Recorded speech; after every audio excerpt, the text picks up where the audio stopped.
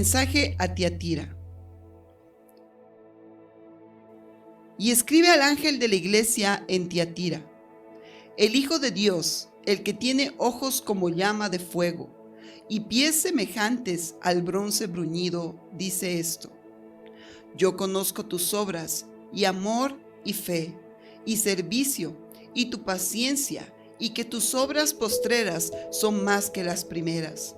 Pero tengo unas pocas cosas contra ti, que toleras que esa mujer Jezabel, que se dice profetiza, enseñe y seduzca a mis siervos a fornicar y a comer cosas sacrificadas a los ídolos. Y le he dado tiempo para que se arrepienta, pero no quiere arrepentirse de su fornicación. He aquí, yo la arrojo en cama y en gran tribulación a los que con ella adulteran, si no se arrepienten de las obras de ella. Y a sus hijos heriré de muerte, y todas las iglesias sabrán que yo soy el que escudriña la mente y el corazón.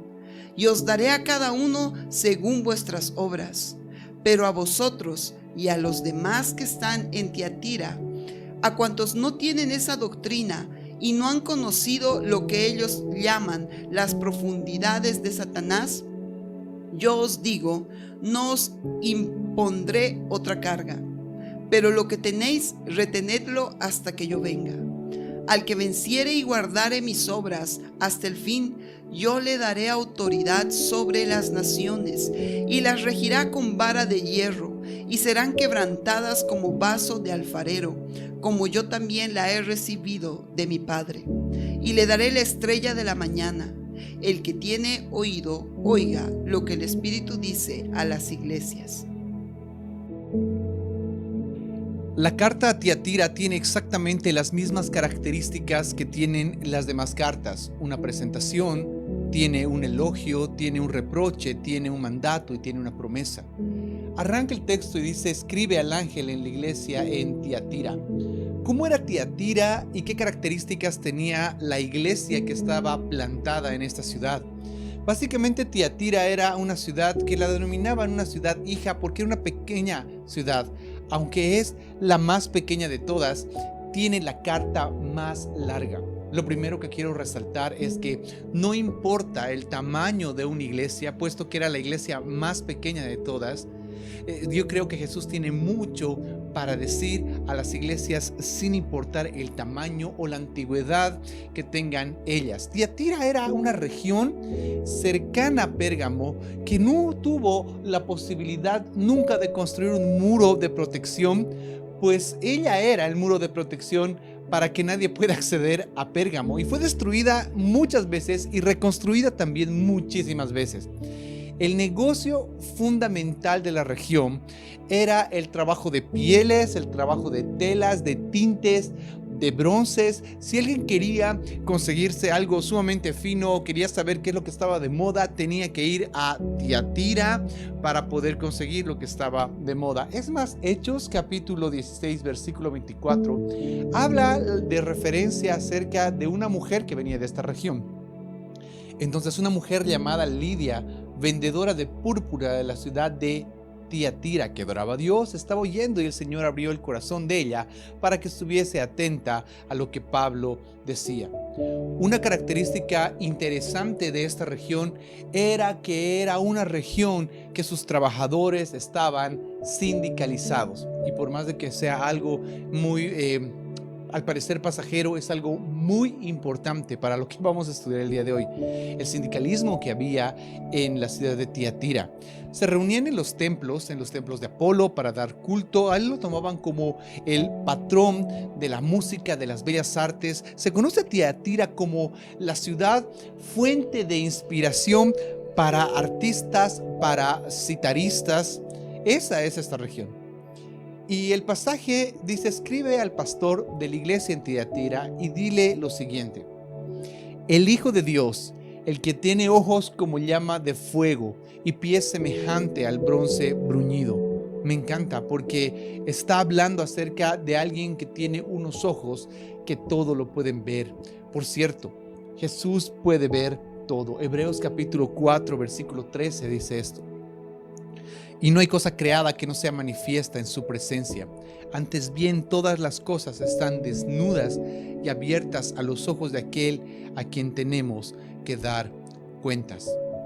Los elogios a esta ciudad están en el versículo 19, donde dice: yo conozco tus obras, y amor, y fe, y servicio, y tu paciencia, y que tus obras postreras son más que las primeras. Al ser una iglesia pequeña, la Biblia dice que tenía obras, pero sus obras no eran obras de salvación. Sus obras postreras eran mucho más que las primeras. Mientras ellos avanzaban en su fe, obraban de manera sabia, de manera correcta. Y es más, su amor, su fe y su servicio, a diferencia de cómo le dijo Jesús a Efeso, le dijo: conozco tus obras y tu arduo trabajo. Y su arduo trabajo fue lo que provocó que su amor pueda menguar un poco. A ellos le dice: conozco tu servicio, conozco tu paciencia.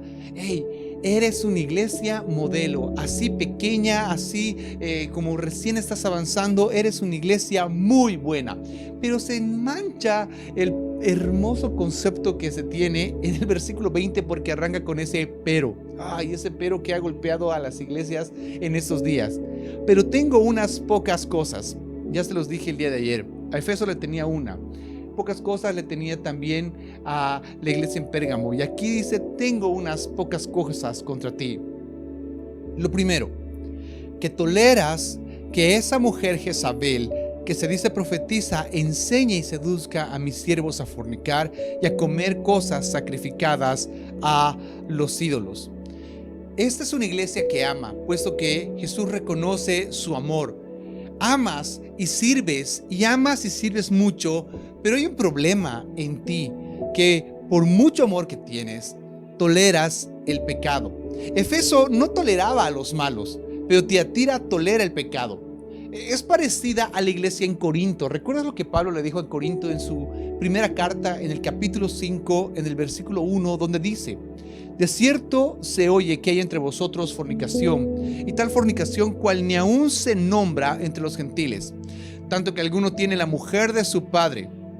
Y vosotros están envanecidos, están orgullosos de tener tanto amor, están orgullosos de tener tantos talentos en medio vuestro, están orgullosos, y es más, lo llaman de amigo a este que anda pecando. Pero es pecador, pero nosotros lo amamos, tolerando el pecado. ¿No debéis más bien haberos lamentado para que fuera quitado de medio de vosotros el que cometió tal aflicción? Hey, Tiatira, sabes que está mal, pero aún así la Biblia dice: toleras a Jezabel. Ahora, cuando se llega a este punto, hay dos posturas en la Biblia o en los estudiosos de la Biblia para poder definir qué sucedía con Jezabel. La primera postura es que la esposa del pastor posiblemente se haya sobrepuesto a su autoridad, o que exista alguna hermana que se haya sobrepuesto a la autoridad, y es por eso que la llaman Jezabel. Puede ser, pero me es más importante entender el principio del apodo de Jezabel, puesto que Jezabel en la Biblia también funciona como un apodo. ¿Qué tipo de apodo? Pues el mismo apodo que se utiliza para un traidor diciéndole Judas. Es el mismo concepto. A una persona que tiene la misma característica de Jezabel, se le dice Jezabel de apodo. ¿Qué características tiene una persona que está siendo influenciada por Jezabel? Y esto no es un estudio bíblico de Jezabel, así que solamente voy a relatar un poco su historia e ilustrar la característica de la tolerancia que tenía esta iglesia.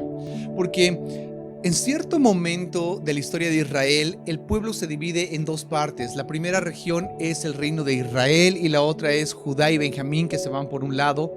El reino más grande se caracteriza porque nunca tuvo reyes piadosos. Los reyes eran malísimos, y uno de los peores fue el rey Acab. Acab lo que hizo es casarse con una mujer que su nombre es Jezabel, que era Sidonia. No malinterpretes, no es Idonia, es Sidonia. Esta mujer es la primera vez que aparece en la Biblia y esta mujer estaba dotada de un carácter muy enérgico y hacía lo que quería con su marido. Controlaba a su marido e Israel estaba pasando un proceso de escasez. Incluso aparece uno de los profetas todo gángster, Elías, y le dice: ¿sabes qué? Por culpa tuya, rey Acab, de cómo estás sobrando y por culpa de tu esposa va a venir una sequía.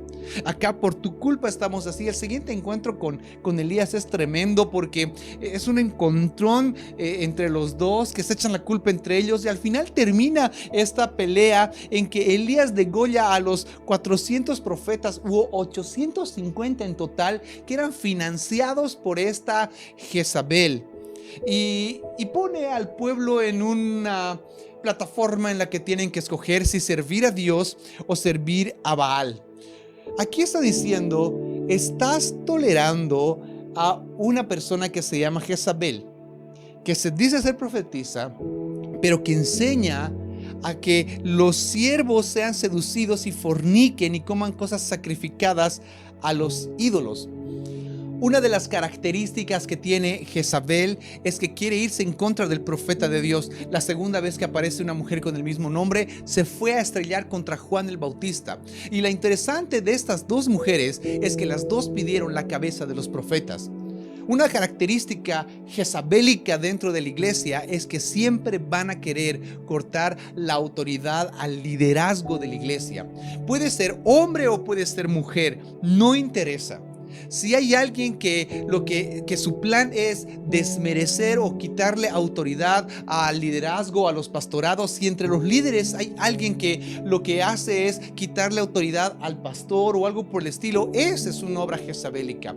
A veces hemos enfrascado a Jezabel específicamente a mujeres por la historia que tiene en la Biblia, pero la actitud de Jezabel básicamente es esa actitud de querer bajar la cabeza de la gente. Ahora, dice, están tolerando a alguien que tiene esa misma actitud.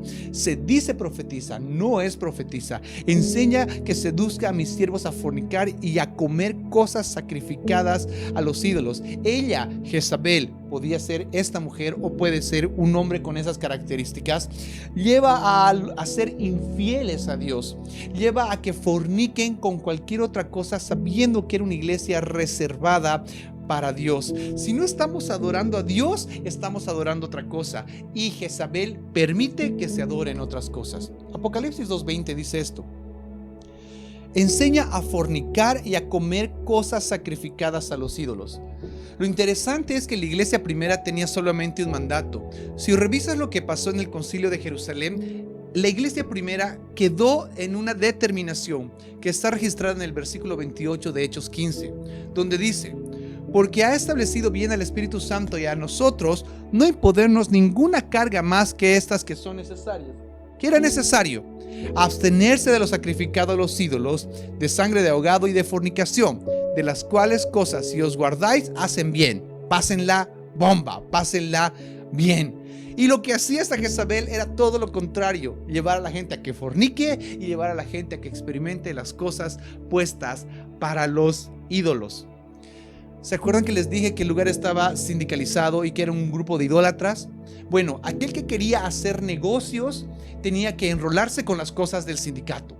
Aquel que quería emprender cosas nuevas tenía que ofrecer culto a estos ídolos y tenías que ser parte del sindicato. Y era como, incluso en las tradiciones populares que hay en nuestro país, que los sindicatos o ellos hacen ofrendas a sus dioses, pues aquí era exactamente lo mismo.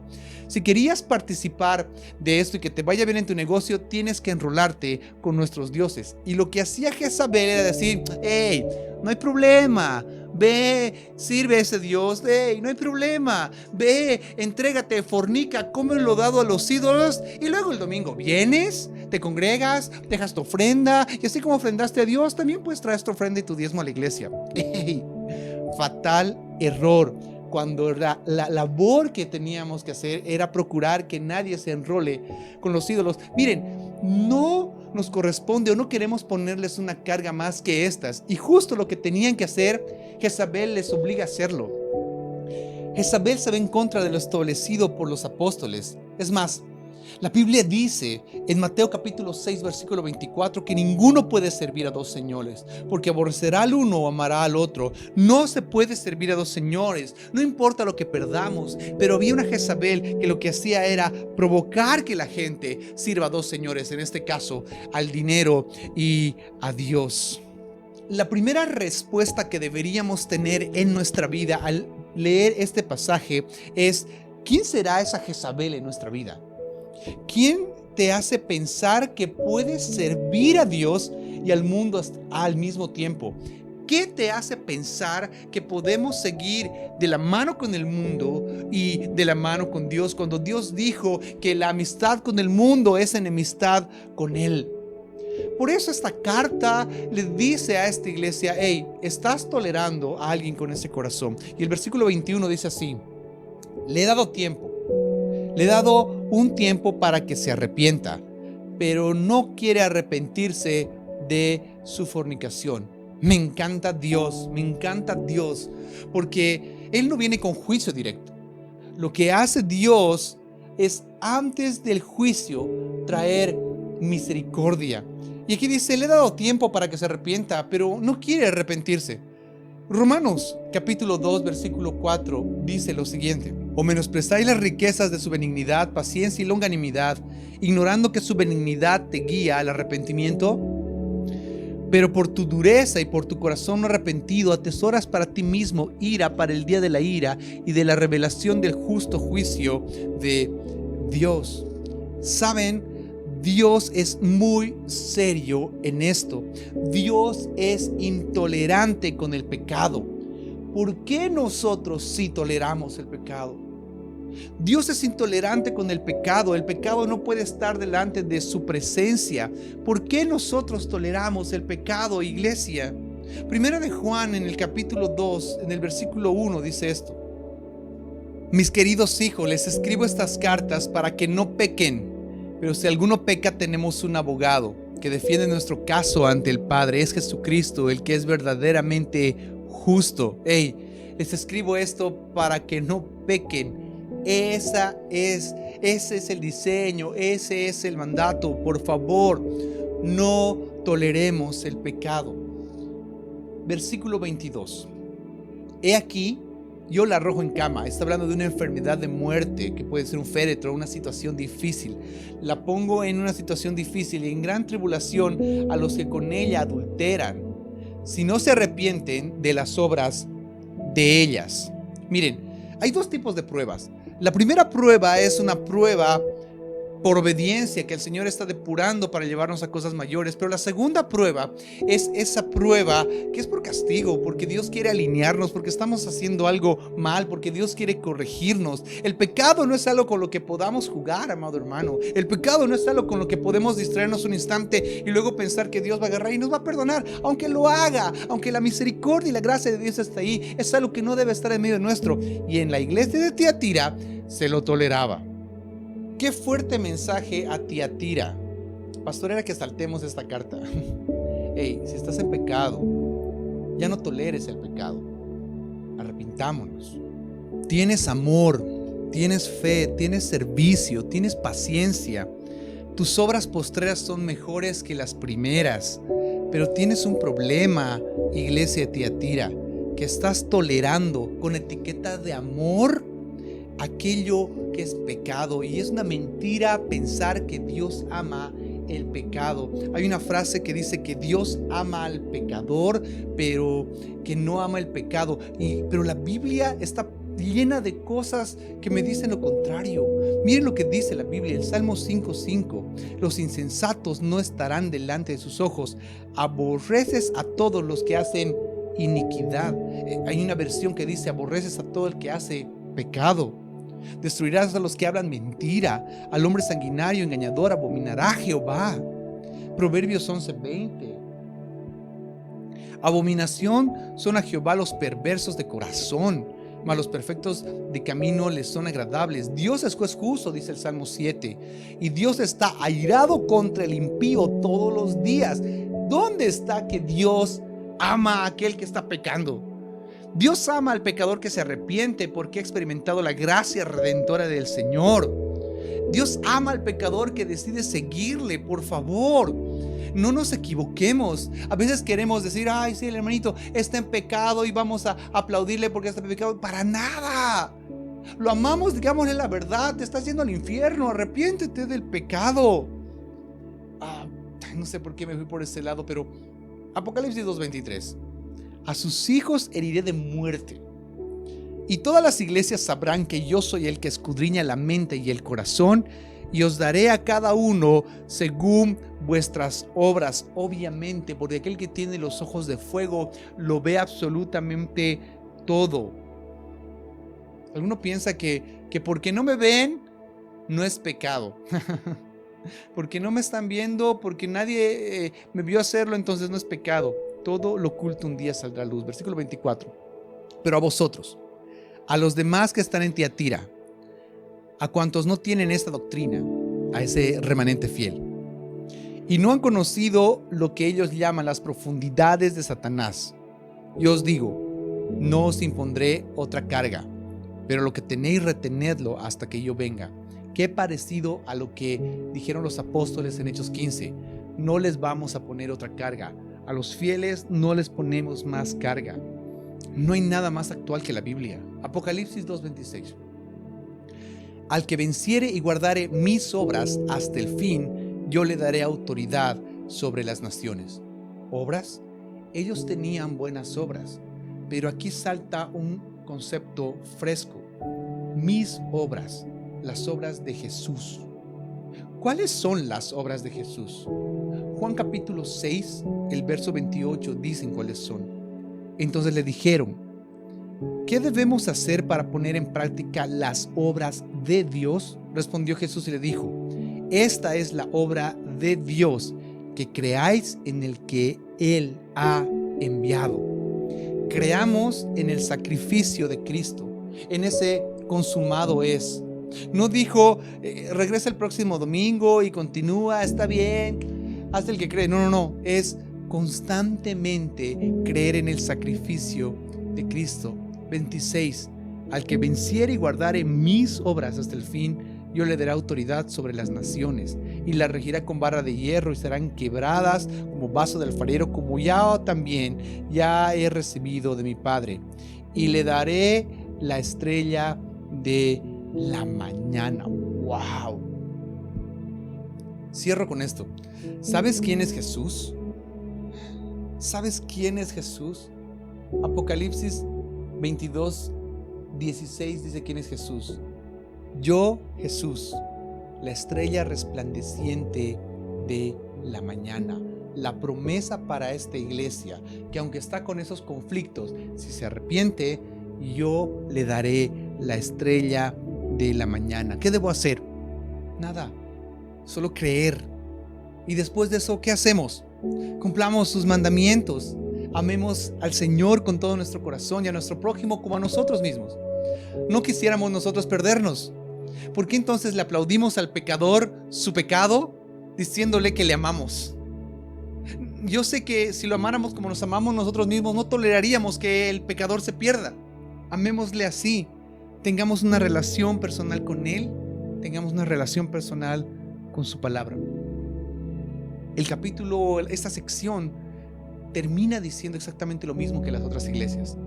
El que tiene oído, oiga lo que el Espíritu dice a las iglesias. Yo tengo oído. ¿Tú lo tienes? Yo sé que sí. Así que escuchemos lo que el Espíritu Santo nos quiere decir. Nos vemos mañana con la siguiente iglesia.